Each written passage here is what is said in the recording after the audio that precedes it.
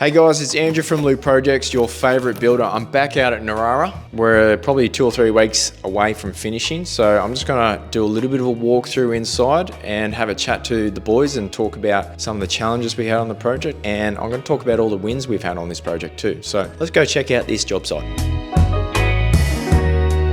Okay, we're obviously in the kitchen. We've got a beautiful finish here. It's the Polytech Tassie Oak wood mat.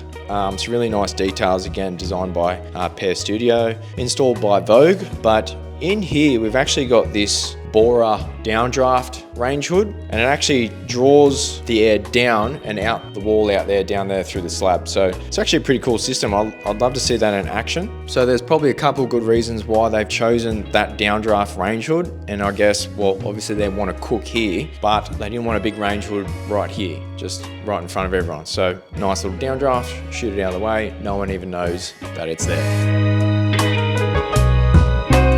So a big feature of this house is obviously the Tassie Oak on basically almost everything. Tassie Oak doors, Tassie Oak architraves, Tassie Oak windows, which we'll get to in a minute. But this actually was excluded from our contract because the client wanted to use a specific joiner that specialises in all this hardwood. And honestly, I was like a little bit worried, I guess, but they've actually done a really good job. I'm super happy with it. All recycled hardwood. Yeah, it's looking fantastic. Like all these grains and stuff, it's just beautiful. So really happy with this result in the master bedroom. Okay, we're obviously, no, I'm gonna stop using obviously. Sometimes it's not that obvious.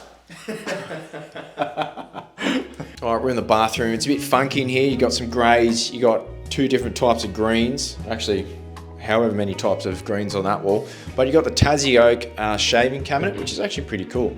And then the Tassie Oak window above that. And we've got this curved window that looks out of the valley. We just got to get that goop stuff off there and it'll look spectacular.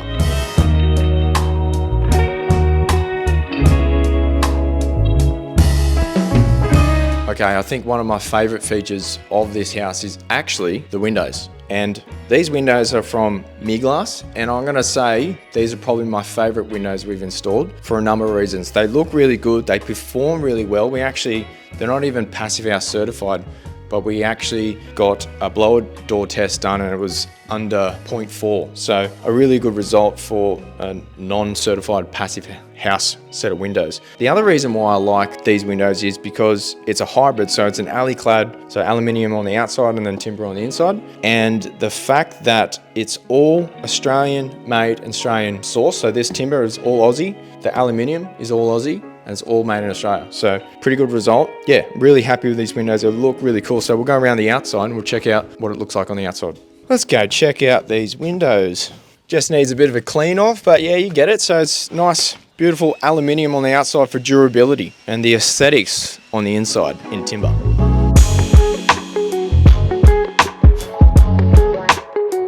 Another little feature, not a massive feature, but I think it's pretty cool. These blocks form the little desk here. So, the clients want to work from home. These blocks are from National Masonry. They're a honed finish, again, made in Australia. I think they look really cool. We've got some recycled hardwood in our shed, so we're actually going to laminate them together and put a top on top of that. So that's a nice little detail that we've added in there. And behind me, we've actually got the Renson HRV unit, and I'll show you where that's going to go. HRV goes in here. This is where the clients can service it, change the filters over, adjust the settings. But I really like the Renson system because it has auto dehumidifiers and a bunch of other really cool features. You don't even have to wire in the remotes. It's all remote. So it's a little bit more advanced than some of the other systems out there. And just in case you didn't see the last video, if you haven't, go check it out. But the HRV is the ventilation system for the house. And I said earlier that the house is really airtight. And if you make a house really airtight, you need to bring fresh air into the house. Otherwise it becomes all stale and stagnant in here. So that's why we've got the HRV heat recovery ventilation system.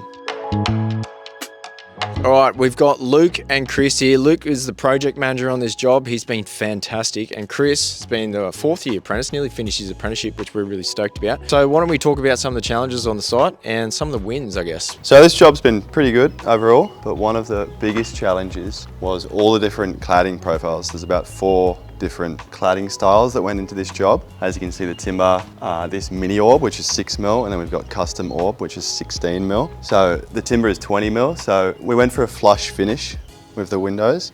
So obviously that changed our cavity thickness behind the cladding, so we could get a nice, decent, even amount of airflow throughout the whole building. So to get all these to line up, if you look in here, we had to change the size of the cavity closer, which finishes the bottom of the framework, I guess, to allow the building to breathe, but to stop vermin from entering. Yeah, it's a really nice detail. Like if you come over here, Dan, this, like having the ventilated cavity is super important, but the problem with that is it creates a cavity. So it means that, you know, vermin, like you said, cockroaches, all sorts of things want to get into the house, and we don't want that. So this nice little detail here just finishes that cavity really nicely. Yeah, I guess, well, I suppose one of the big jobs that I was tasked with on this project was setting out the whole building. Luke was here when the excavator came in to remove the bulk of the earthworks, but I had to set this out, which I guess I felt a bit of pressure being the first time I was setting out a house on my own. But why don't you explain like what set out actually means for some people who don't know what it means? It's basically transferring the plans, which are documents, into the real life, and given a few sort of positions which a surveyor will come in and give you, you have to basically interpret the plans and the pins that they put around the job site to basically set the job into where it needs to go. Yeah, so yeah, that was quite challenging, and obviously being a pretty steep site, like your sort of standard conventional setup goes out the window, obviously being on various heights, so that was another big learning curve for me, but an enjoyable process, and looks like it's come out just fine. Well, at the time we were probably a third-year apprentice, right? Mm-hmm. So how often do you think third-year apprentices get to do set-outs on their own? Yeah, well, I guess that's probably not too often. I think Andrew put a lot of faith in me, and in general I think he puts a lot of faith in the people who run the jobs, and he encourages them to get on with it,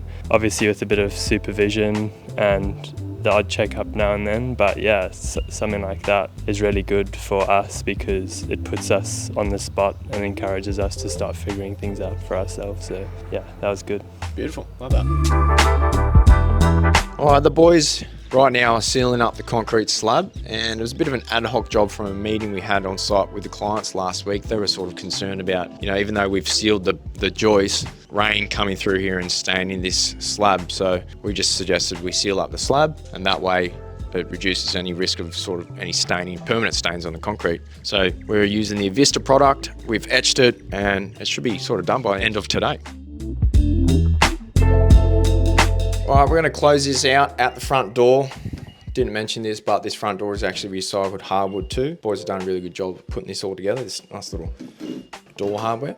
Anyways, thanks for watching this video. If you haven't subscribed already to our YouTube channel, then I would suggest you do that for more valuable information. I'll catch you on the next one.